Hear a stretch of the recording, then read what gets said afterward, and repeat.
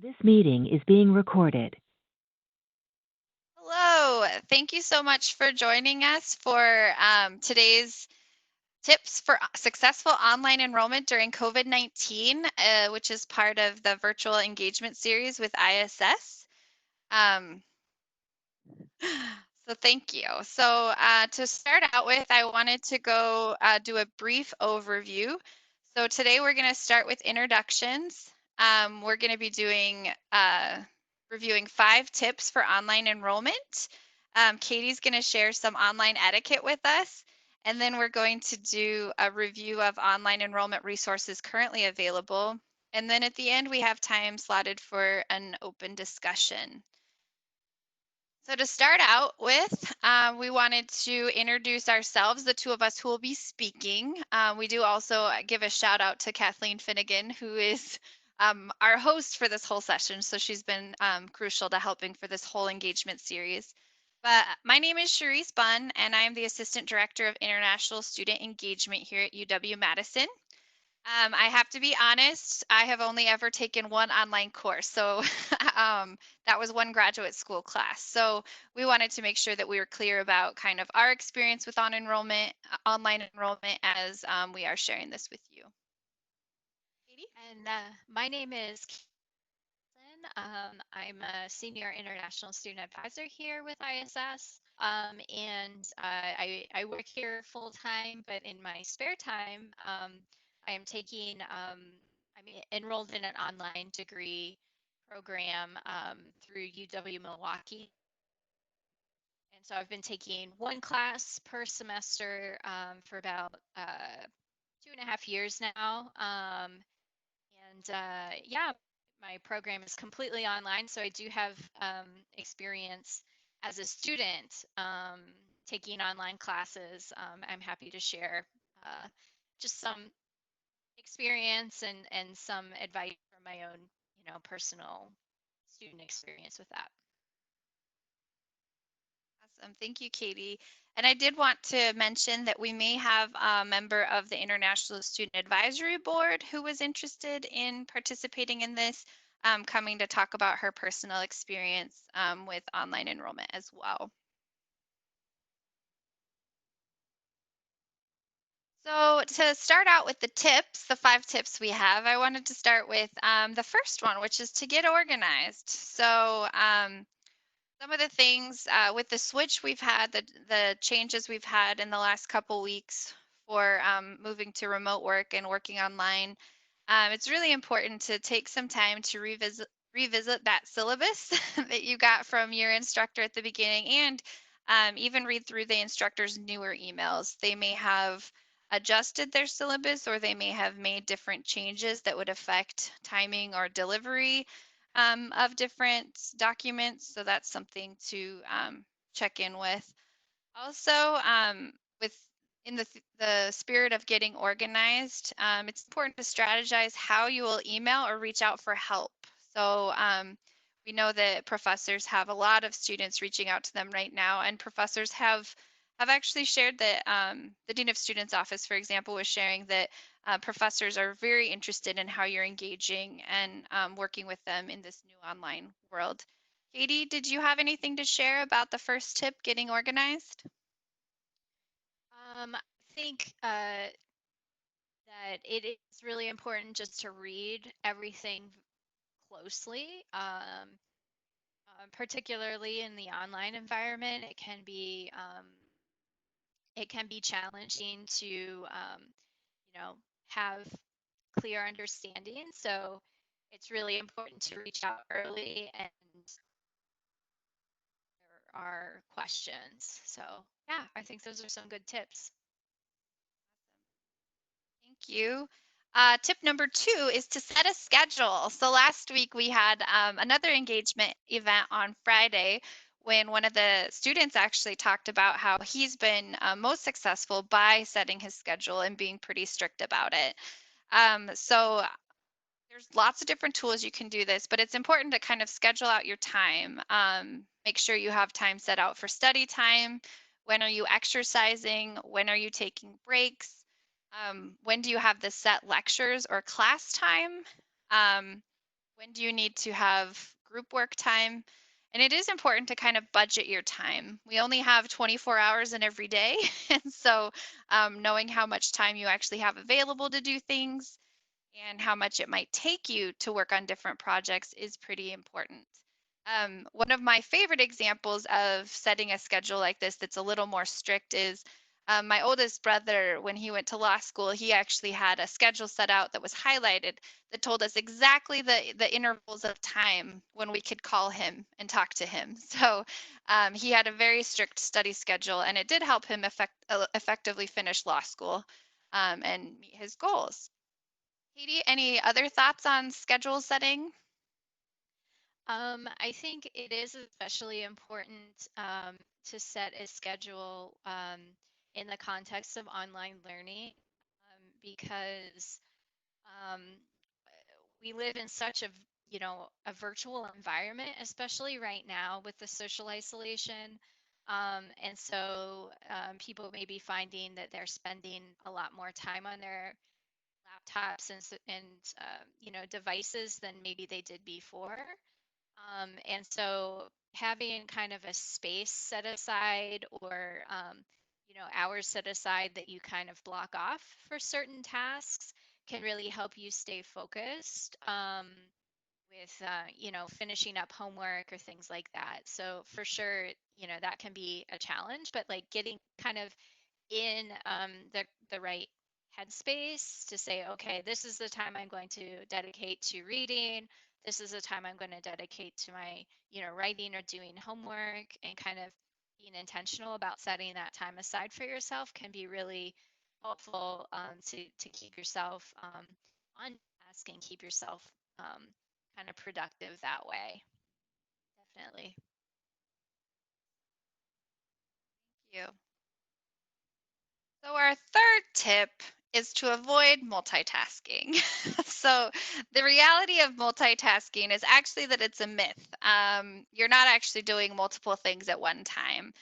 When it comes to studying, especially, this is a myth. So, it's research actually shows that it's really important to concentrate on what you're learning to be able to help learn the information, process the information, and put it into your brain. I think a good bad example of an attempt at multitasking, I would say, when I was in my graduate program, my friends and I used to study together in the library and have Twitter breaks. And Twitter breaks were definitely an interruption. And it was a myth. We convinced ourselves that we were using Twitter to help us learn and search for articles, and that's not the reality that we were doing. So it definitely came up as a distraction rather than an actual like successful thing. An example of the that I also have of this. So currently, all of us at ISS are working remotely, and that's had a lot of different challenges for folks. And I know that I have some colleagues that have children, for example, or pets, and kind of like the dual roles they've had to play of being like a pet parent or a parent, and kind of navigating that has definitely been a challenge for people. So setting different schedules or trying to figure out how to manage that has definitely been something people have been working on. Katie, do you have thoughts on multitasking or how you've navigated this as an online student right now? I would say it's really easy again when you're on the computer kind of nonstop to let your mind wander or kind of navigate towards social media sites when maybe you're thinking and you're kind of struggling to come up with you know an answer to something um, homework related. If it's possible, to just completely turn off or exit out of certain applications or certain, social media sites, that can be really helpful to keep you focused. Um, the reality too of especially social media is it's attention grabbing by design. It's meant to draw people in. It's meant to have the little neurons in your brain firing off and giving sending you the good hormones, endorphins and such. And So just completely turning it off kind of in my experience kind of has to be done so that I can keep focused on, if I'm writing something. That's definitely a challenge, but it is a reality. You have to kind of just turn off those notifications and, you know, um, it's okay if you set aside an hour or 2 hours or 3 hours to do this. Like the fear of missing out is real, but yet you have to like set that time aside. It just it's kind of, it's just kind of part of the work, I guess. Same goes for, here at ISS, we communicate with one another through Microsoft Teams. And, we get these little pings often with messages when we're reaching out and touching base with one another.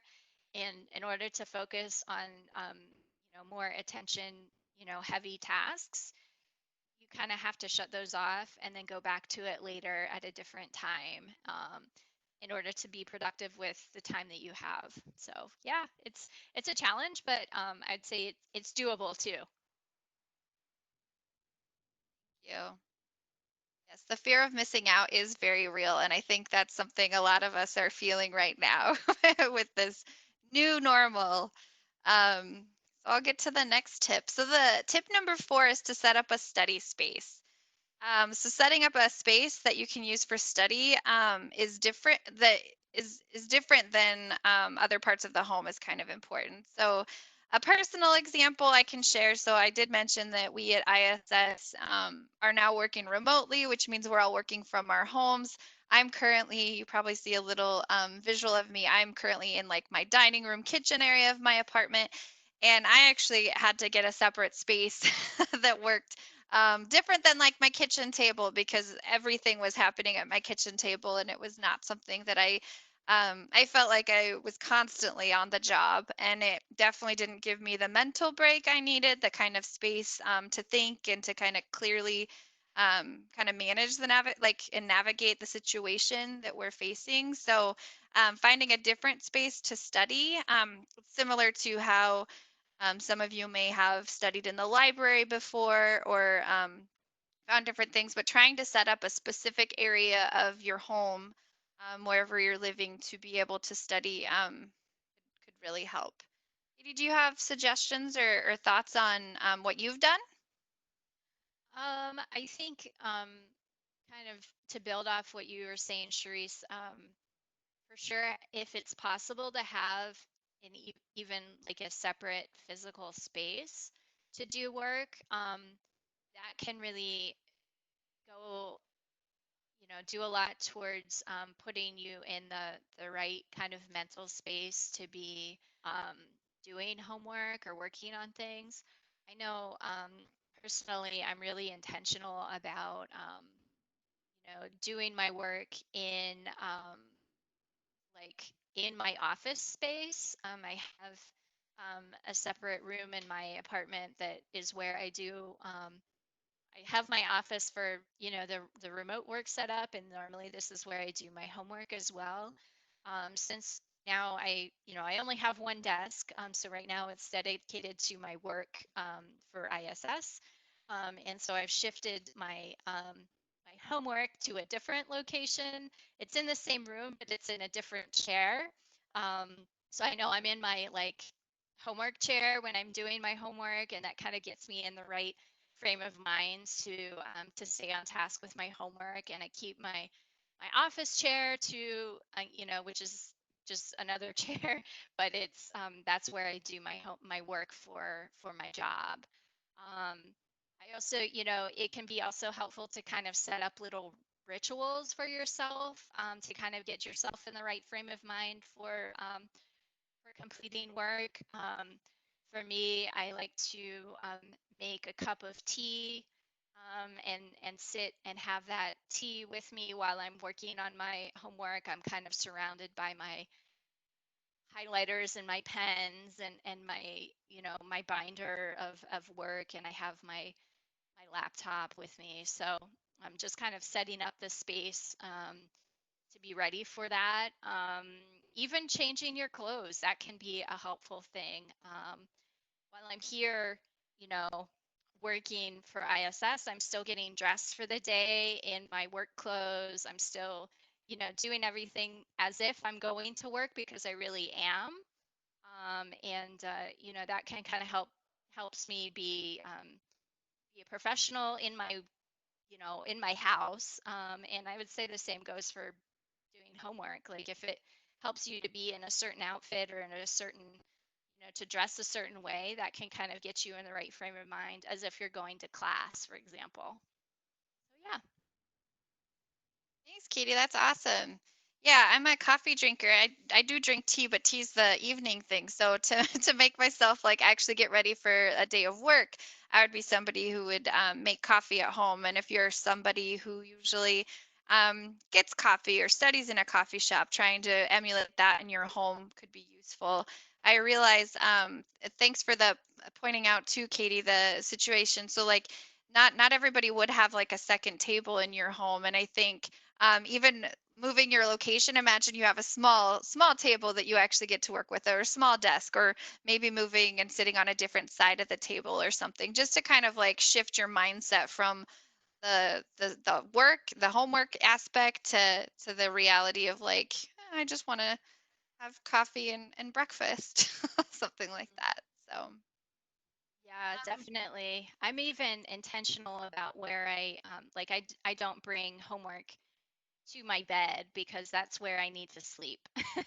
And so, I know that's kind of a luxury or privilege to have enough space for that. But even my bed is the place where I sleep. It's maybe I read a book for pleasure, but it's not where I do my homework because I need to be thinking about sleeping when I'm in my bed. yeah. Yeah, for sure. Also making sure that you're scheduling time for sleep, since we're speaking of sleep. And if you're having difficulties to seek out resources for that as well. Um, Here's our fifth tip is just kind of about how do you manage group work. So we're kind of in a weird situation where right now clearly you're not sitting around a table like the one pictured here, holding hands with another human per se, shaking hands about some deal. But because we're kind of in this new normal, some of you may be in a class where you do need to still work in groups. And so setting up expectations with one another is going to be really important. Be clear with what the expectations of the assignment is, and then making sure that you're able to communicate with the group. If you are working on group work, we talked about the need to set up responsibilities for different group members. So if there's certain elements of an assignment that are done, make sure that everybody has a role, and then figure out kind of how you're going to communicate. What are you going to do to check in with one another and make sure that you're doing the work and that you understand kind of what you need from one another. Um, if you are having trouble contacting somebody in your group, also contacting the professor, just to check in, and so they might actually be able to reach out to other people on campus that might be able to help find the student, especially since we know that a lot of people have traveled, and it might be more difficult to get a hold of one another. Um, Katie, you had some thoughts the other day when we were talking about group work. Do you have additional comments? Sure. For sure, doing group work in a virtual setting has additional layers to it that are not, the same as when you're in a class in person, but it can be done. I would say probably the biggest thing is being able to have clear expectations and a clear sense of who is responsible for what in group work can go a long way to having kind of a productive space. If it's possible to set up meeting times, maybe when everyone is going to be in a shared document online and collaborate in that way, that can be helpful. If it's something that is needed, sometimes you could set up like a call through Skype or um, through another mode of online communication to have a kind of a virtual face-to-face. That might be a useful thing. But that's not always necessary. From my own group work in my master's program online, I had to put together presentations with other students, and we kind of worked together to assign different roles to people, and then divvied out the tasks or separated out the tasks for one another, and then we set a time um, and a date at which time we needed to kind of get back together and assess and ask one another questions.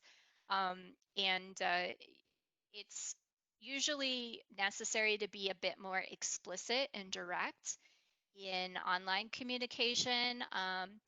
Definitely, you know, not making assumptions, but being very clear and saying, like, do I understand what you mean by this?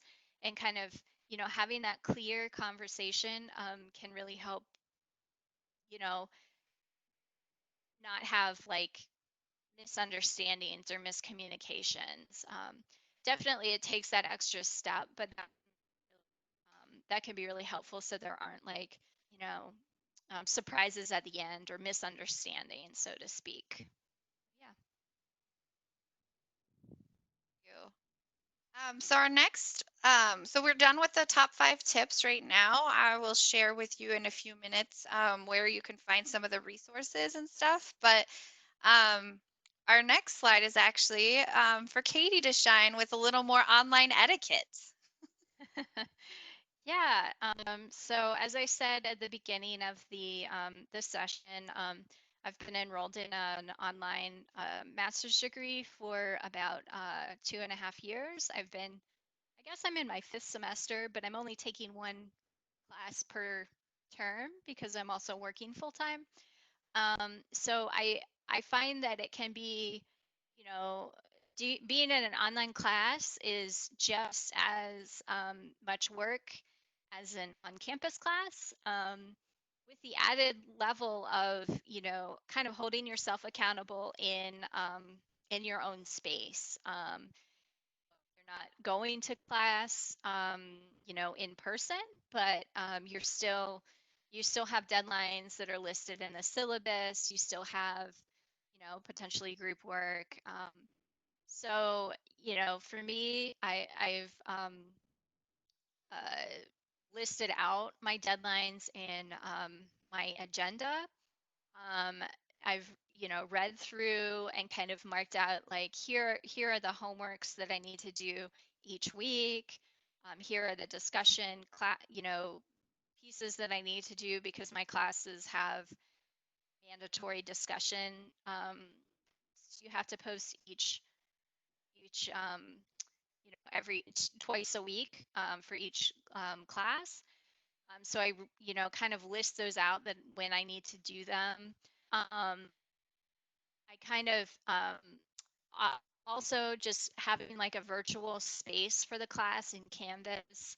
Um, I make sure to save all the materials outside of the Canvas software so that I can access them um, on my own and kind of take a break and take a bit of a step away from the computer. I do have a home printer, so I'm able to print out materials and read them and kind of give my eyes a rest from being always on the screen. And that personally, that helps me stay focused. If you're able to do that, that can and have a printer at home, you might want to give that a try. I find I'm always kind of messing with my ink settings to make sure I'm printing with ink, so I'm saving that. Um, but for my discussion posts and things, I I type them out in Microsoft Word before I post them, and then I just do like a quick copy paste, so I don't lose my work in case like my internet connection messes up or something like that. Um, the other thing that's really important, and I've seen that in some of the classes that I've taken, is that like sarcasm or jokes, or kind of um, smarty pants comments, they really don't translate well to the online environment. And so they, kind of need to be avoided if possible, because people can really misinterpret what you, um, and it's just not really conducive to like successful and productive online communication. Um, there definitely have been times where I've seen people post things and it has like kind of made my blood pressure rise and made me angry. And in those cases, I just need to take a step away from the computer and kind of take some time to compose my thoughts, and before I send something that I might not, that wouldn't be something good to post. Be more of a productive conversation. And sometimes, it's easy to post something quickly, but then it lives there, and it's not a conducive way to have a successful and a productive conversation. Going back to just kind of staying on task, that is a real challenge, having multiple like notifications for your emails, making the little bell sound, or a chat coming up, or you have your phone next to you. If at all possible, silencing those, so that you can stay focused. That would help you kind of stay on task. I know that there are different applications, like on your phone, or things you can set on your computer, so that during certain times of day you are just blocked even accessing different media sites or social media. Um, so that may be something to consider, if you're kind of struggling to stay focused on the classroom. I think the other thing too is just, kind of like going back to some of the points that Sharice brought up to begin with, like setting aside different times of day. Um, you know, I know for me, I'm more of a productive. I kind of have early morning and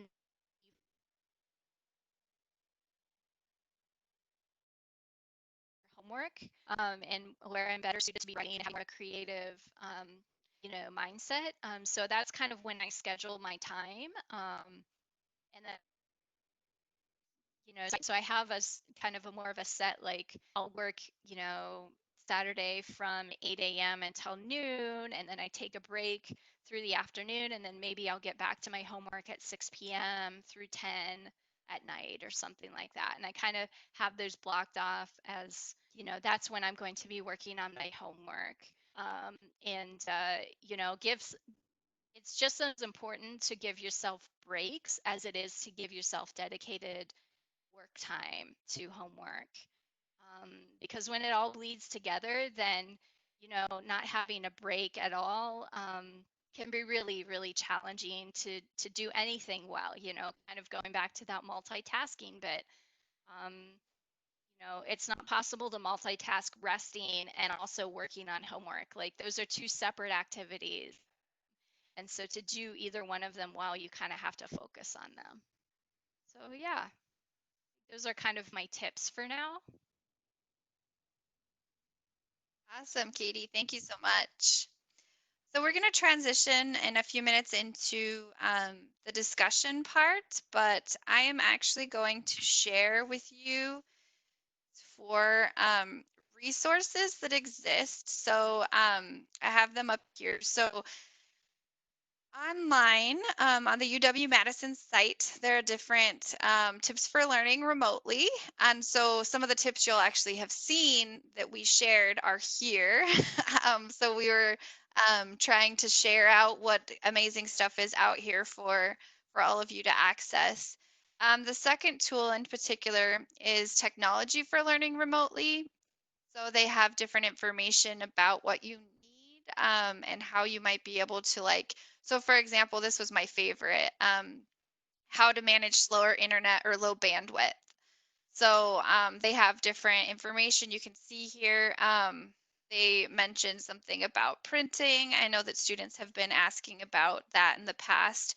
Um, Kind of life hack, I guess. A student last week was sharing with us that she is using like a scanning app. So there's actually free scanning apps you could use on your phone for different things if that's something you need. And kind of reach out to your professors if you're having difficulties. Um, there's a home internet guide as well. So they share with you like how you can get different or where you can get different internet.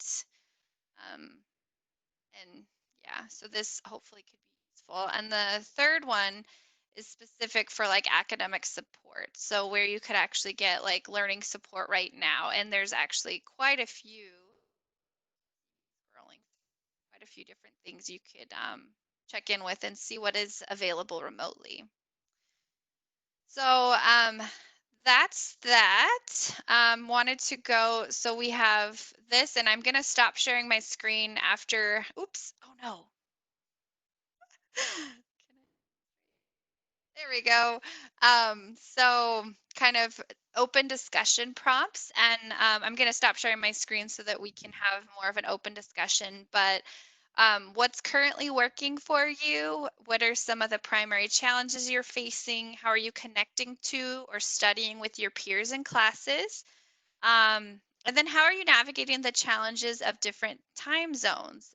Here at ISS, we've had students reach out to us via email or be involved with the chats, or maybe students that we know and work with a little more closely who are in their home countries talking about that. So we're going to open it up for discussion, and I am going to end my slideshow. I can copy these into the chat for us so that it can be more open.